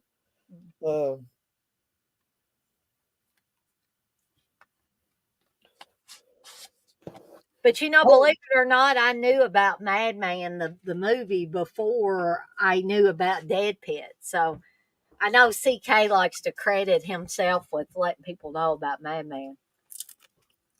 No, TJ, I'm not ripping this slipcover up. No. This slipcover is remaining intact. Can't do it. Now me, getting some folks upset. There's a couple of times I've ripped up a slipcover. And you remember I ripped up the back to school slipcover. Right. And out there in the store building, I've got several DVDs back there, and I found the exact same thing. I've got 2 copies of it. I'm like, where did I get this other copy of back to school? But anyway, so hilarious. So I could replace the slipcover I ripped up with this slipcover. Yeah. But I ain't going to. You know what I'm going to do? Jay's going to tear up the second one. Well, what I'm going to do, it's like, I could replace it, and now Jay, he's got the replaced copy of the Back to School he ripped up. But now, Blissful said it came back, and you know what I had an image of, Jay? What's that? Of every time you rip the slipcover up, it comes back. It's like a nightmare. Maybe that's it. Maybe that's what happened. So anyway, I got it as God intended, the DVD box without any fucking slips on it. Somebody should make a horror short film and either have Jay or Rambo star in it because they've been tearing up slipcovers. Well, it's kind of like Superman the movie and Santa Claus the movie, Slipcovers the movie, and have you guys be haunted by all these yeah. slipcovers that you've ripped up? Now, so we'll take a vote on this one because I'm not going to rip this one up unless someone, and let's say 5. If 5 say yes, this is gone, and this is a pretty cool slipcover. Oh, yeah, that one's too Because cool. it's got a shine to it, this Mhm. Halloween, and it's the same as the actual DVD cover, but the actual slip it's kind of raised on it, so it's pretty cool, the slip cover. And I don't know if it's rare or not. This is the DVD slip cover, but it's shiny and like I say, this is raised up, and all that. So TJ, you say you have to pay Rambo for that, and he'll do it. yeah. Yeah. So how much is Rainbow charging to tear up slipcovers? And does he have a limit of what he'll tear up? That's the 2 questions I have. So if you want Jay to tear up that beautiful Halloween slipcover, with the shiny cover, and like I say, it's kind of raised up, my And vote is no. this might actually be worth some money, or it might be kind of rare. Or this DVD, version. I don't know, but I'll rip it to shreds. I get 5 people. It's gone. I'll keep a watch on the chat there, but I guess I'll bring up another one or another couple. Axe. I don't know how many of you guys and gals have seen Axe from 1977, also known as the California Axe Massacre or Lisa Lisa. Yeah, I would agree with a lot of what is said here. A largely incompetent rape revenge saga, because it's been a little bit since I've seen Axe, but I don't really remember them specifically showing a rape. But Hysteria Lives, aka Hysteria Continues, says it would have been largely forgotten today if it hadn't been caught up in the nasty furor. This movie is still banned, according to them in the UK. So let's see if we can find out any other information about. We got some people that are saying, no, don't do it. Don't do it. No, don't do it. And TJ, no, it's shiny. It's shiny. Don't do it. It is shiny. But Axe originally passed with cuts for cinema. It was released with 19 seconds cut in 1999. Then it was released uncut in 2005 with an 18 certificate. Okay, so there's a little bit of additional information on that. Now, Jay, have you seen the Axe? I think, but it's been so long I don't remember anything about it. Another one that I saw, it's on the list, and the only reason why I think it would be on the list is just from one shot, and that's Scanners. I don't know how long that was on the list and what the specifics are about that. Maybe you can look that up. Yeah, let me check on that. Got an exploding head, which is okay. That's pretty graphic. That's one of the most famous shots in horror movie history is that exploding head in Scanners. Right. But I'm assuming if it's banned, then that's probably why it was banned. Is that one shot of that exploding head? See which list this one was on. This was actually on the section 3. Yes, it is a very, I love it. But this was on the 3rd list of movies. So Scanners passed uncut for cinema. It also passed uncut for video in 1987. But that was a little bit after it, had come out. So, but I love Scanners, by the way.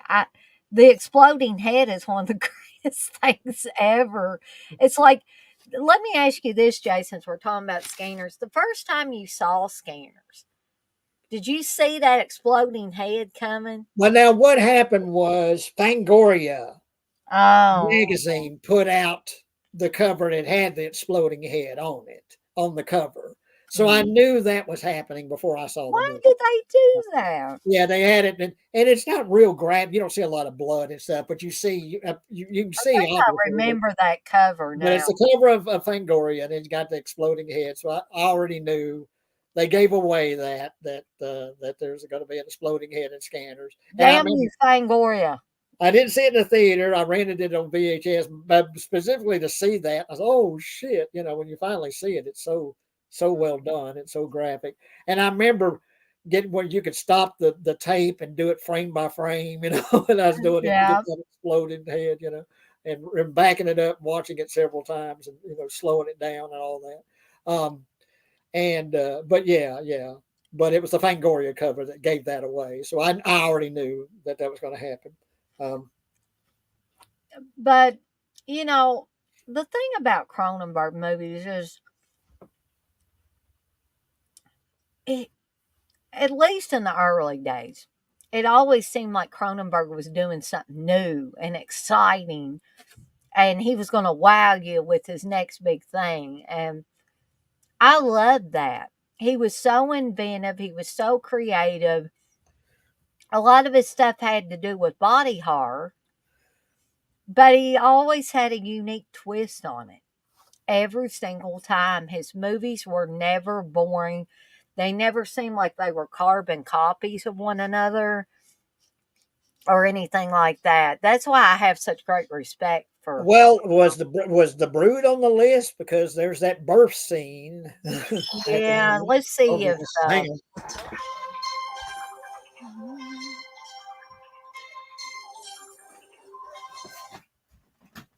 it's not on that list. Let's see. Do. Yeah.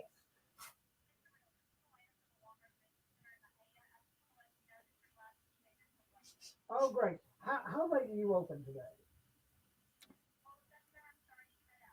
I said, how late are you open today? Actually, gang, while Jay is doing that, I actually don't see the Brood on any of the lists.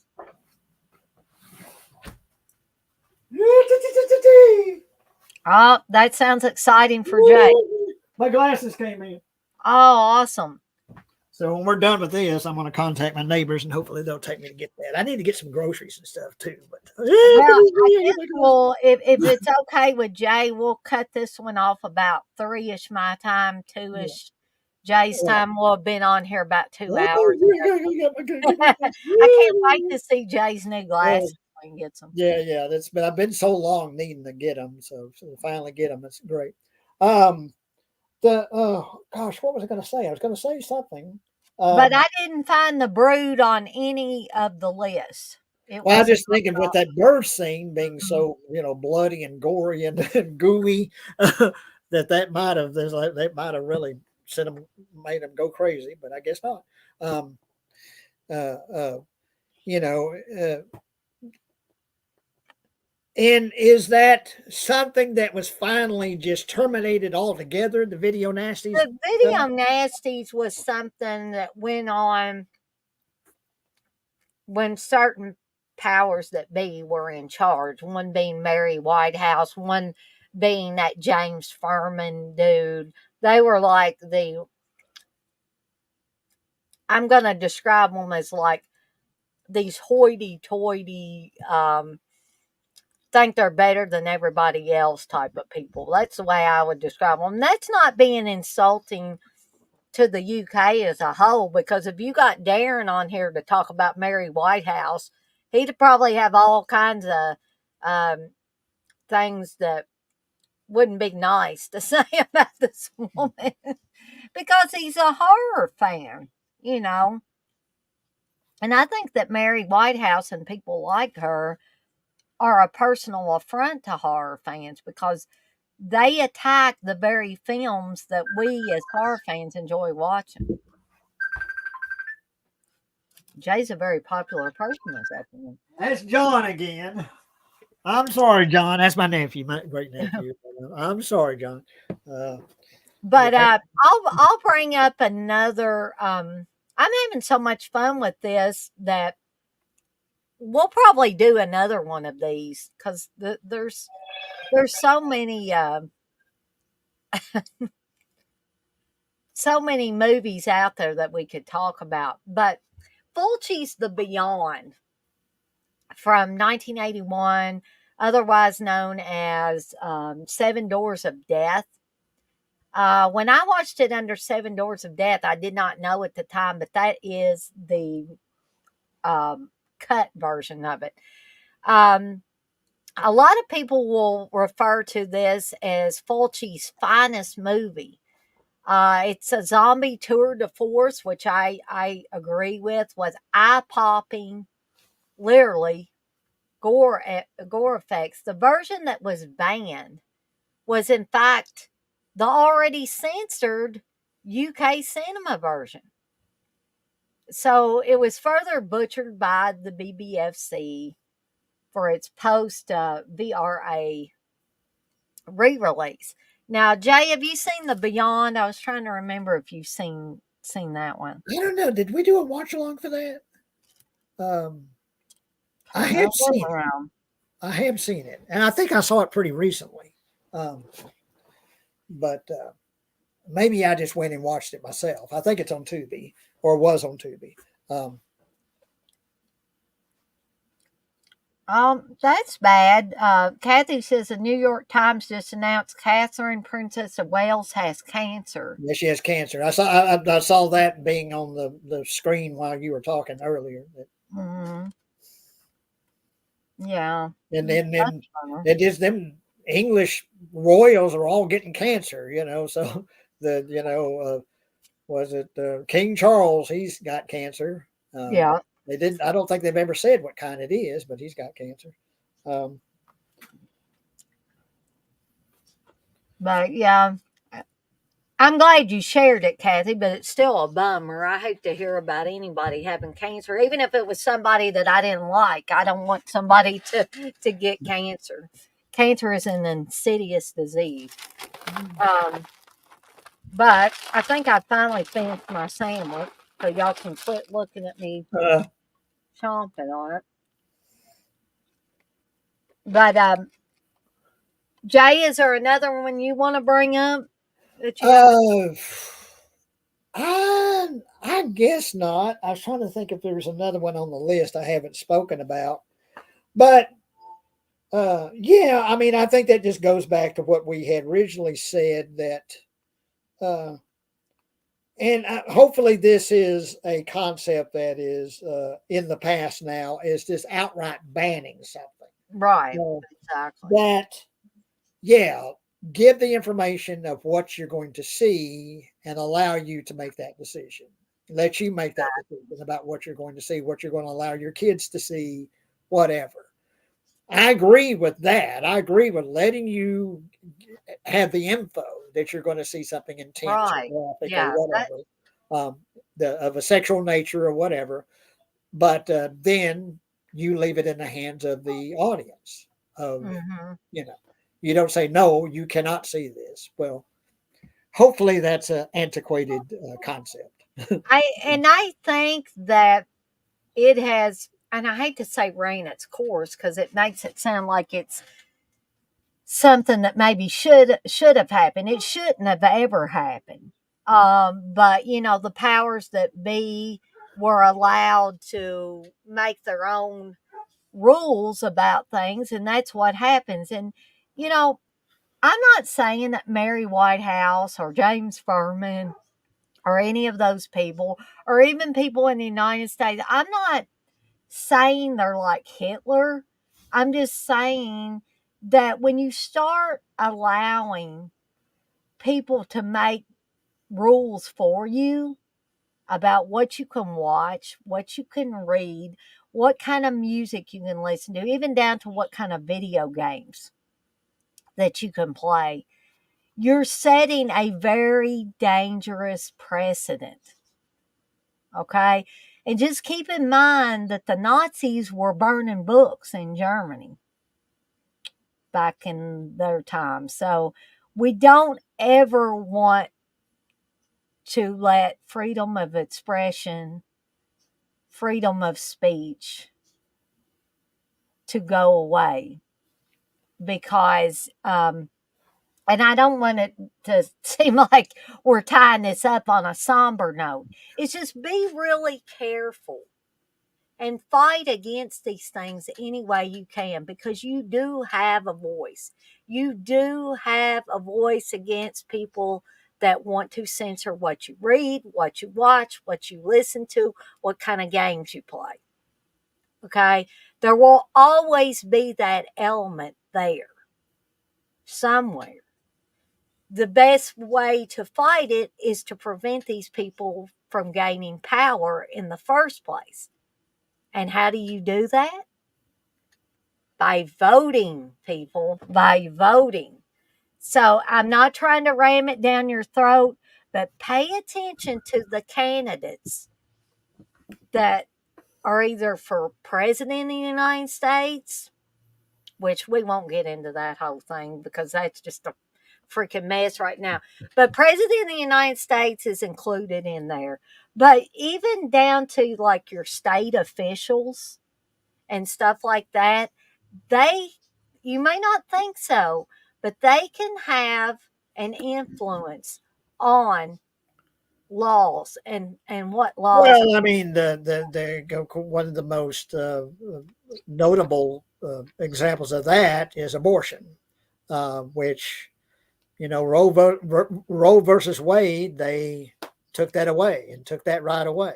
Now, I'm not even making a case right or wrong about abortion. Right. I'm not trying to make that argument. I'm just saying that right has been taken away. In most states, it's outright illegal now to have an abortion. Yeah, you can go to prison. And For the even doctors can go helping to prison. someone. Yeah, the doctors who perform the abortions can go to prison. But I've heard that if you're a husband of a woman that gets an abortion in these places where it's outlawed, you can go to prison for aiding and abetting to help somebody get an abortion. If you drive somebody to an abortion clinic, you can be in prison. Yeah. And like I say, I'm not trying to make a case for or against it. Mm-hmm. There's certainly would say, well, it's a woman's right. It's her body. She has a right to do what she, for health reasons or whatever reason, she has a right to control what happens to her body and inside her body or whatever. And then there's the other, case that, well, this is a life that you're destroying and it's murder, and I'm not going to make either one. I'm not going to make either because I'm not a woman, for one thing. And, Well, my take on the whole abortion thing is me personally, for my personal belief, I wouldn't have an abortion. I don't believe in abortion. But that's my personal belief. It's not I don't feel like it's my right to go around and tell other women what they should do with their bodies. That's their decision to make, not mine, and not a lawmakers or not the president of the United States. It's not. It's a personal decision that every woman must make for herself. You don't make laws legislating that. You just don't. Blissful says she's fought against censorship since she was 17. It's not right. Way to go, Blissful. I mean, my hat's off to you. Kathy says, Blissful, I think it's typical government overreach no matter the country. In the 50s, certain elements burned records. Yeah, exactly. Blissful says, Kathy, I started when Tipper was all fired up. Oh, I remember the Tipper Gore stuff. That was insanity.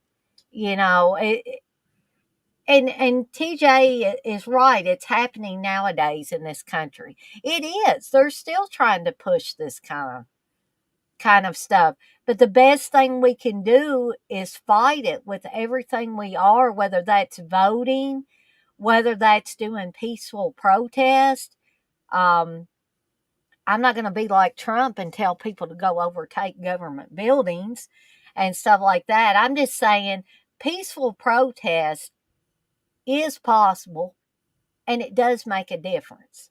You don't have to be violent to make your voice heard. If there are enough people involved in your cause, your voice will get heard. There doesn't have to be bloodshed. There doesn't have to be people beating people up in the middle of the street just because they have a difference of opinion. That's something else that I wanted to impress upon you guys. I don't think I really have to impress that upon you guys, but just to let you know. And to tie this up, I think if Jay doesn't care, we've got 5 more minutes here. I'll cover one more movie and then we'll call this one a day. And I'd like to return to this topic because this topic is rich with movies. And if Jay is willing to, on down the road, we'll have another one of these because I think it's been a good discussion. Okay, let me try to cover one that's not a foreign film. Okay, The Burning from 1980. This is sort of like a Friday the 13th type of film. So here's the thing. After an administrative error, it should have been the cut UK cinema version that accidentally put out on video, uncut by a mortified Thorn EMI. It was recalled and, much to their continuing embarrassment, reissued again without the appropriate cuts. So no matter how hard they tried, The Burning kept going out without cuts.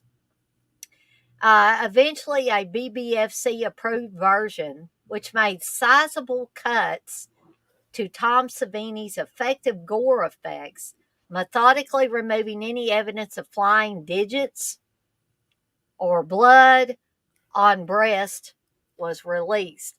And by flying digits, there is the big raft scene, which me and CK have went back and forth on which is the better horror movie, Madman or The Burning. I say The Burning. CK says Madman. I said I like both of them, but for me, The Burning is the better film. Okay, and not just because of Tom Savini's effects. It's just, to me, it's just a better film. Well, that's another name like Wes Craven that I'm sure popped up frequently on the video nasties list. As Tom Right, exactly. Bless his heart. But Jay, have you seen The Burning in addition to Yeah, and it's been quite a while since I've seen The Burning.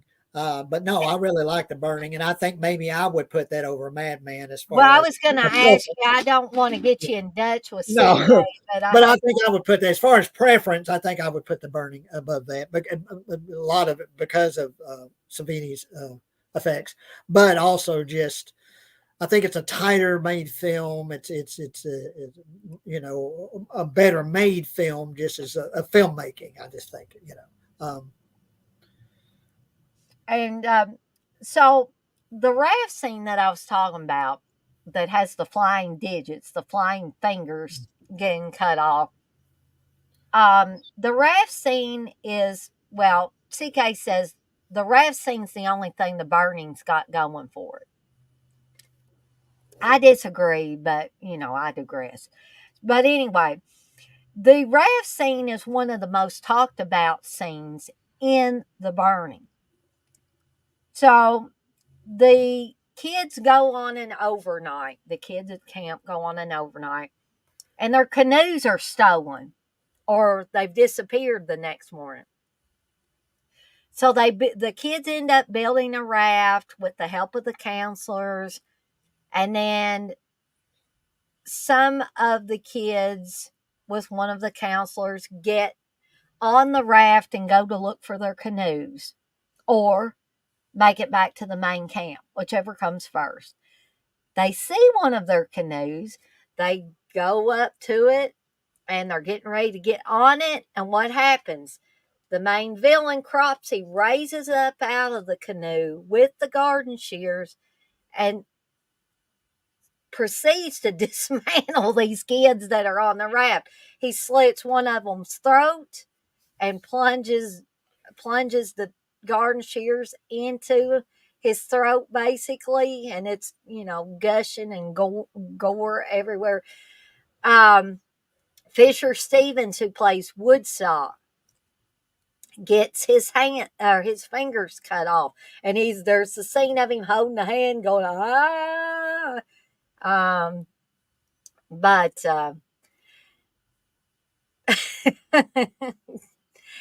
and so we have one girl that it's not real gory, but the garden shears go across her forehead and she kind of slumps over. One guy gets stabbed in the chest and falls off the raft. All of that happens in the space of a few seconds, basically. Right, Jay? Mm-hmm. So it's super gory, super effective, all of that. And that's more than likely one of the main reasons that one had so much trouble getting past. But it is now 3 p.m., 2 p.m. Jay's time. And I know Jay is excited about getting his new glasses, so I don't want to keep. Well, yeah, I never see my neighbors. And I have some medicine supposed to be delivered today, but I need to call them and see do I need to be here to get it? If so, I'll just wait until after it's delivered and see if my neighbors are ready to go then. Maybe tomorrow, but anyway, they're here now, so that's the main thing. That's the important thing, yeah. But I want to thank Jay for being on here with me for another midday with Dana and Jay, so it didn't have to be a midday with Dana. And I want to thank everybody that was in the chat. We had we got 14 people now, but we pretty much had over 10 people the whole time. So you know what me and Jay are going to ask, right? There should be as many people that were in the room. There should be that many thumbs up at least. Yeah. So I'm showing my stuff again. Yeah, Jay's going to show off his little tattoos here.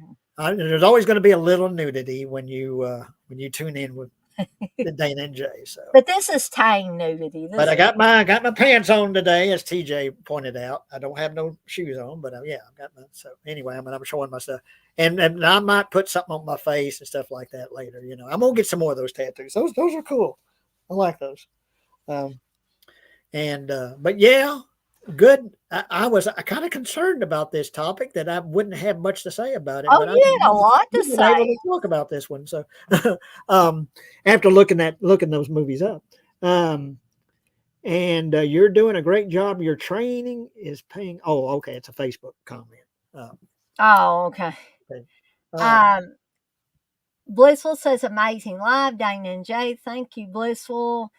Batman says great live. Thank you, Batman. And yeah, thanks everybody for turning out for this one. Like I said, we'll return to this topic again. We'll give Jay some time to maybe brush up on a few more of these, and we'll have even more to talk about next time. And I guess I will see everybody. Hopefully I'll have some people on there with me.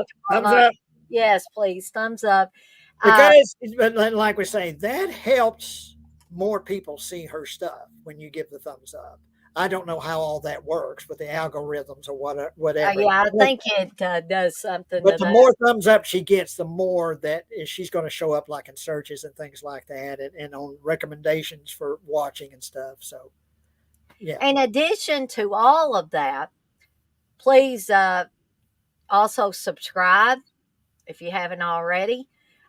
Share my channel with your friends and family members who you think might be interested in the content I'm putting out. And if you are financially able, you can buy some shirts and other merchandise. You can also join my channel for as low as $5 a month, and you get perks, don't you, Jay? Mm-hmm. That's what I keep telling my sister there. She needs to recommend a movie for you to review because that's one But of the she's perks. paying me monthly. She needs to get her perks. Find a movie that you really like, Kathy, and tell Dana to review it, and you can go on there and talk about it with her if you want You to. most certainly can. Yeah, because Darren's taken me up on that several times. But on that note, me and Jay are going to get out of here for the afternoon. You guys and gals have a beautiful evening, a beautiful night, and a beautiful day, as Blissful said there. Just have a beautiful everything. Be kind to one another, love one another. And I don't mean that in a gross way. You know what way I mean it.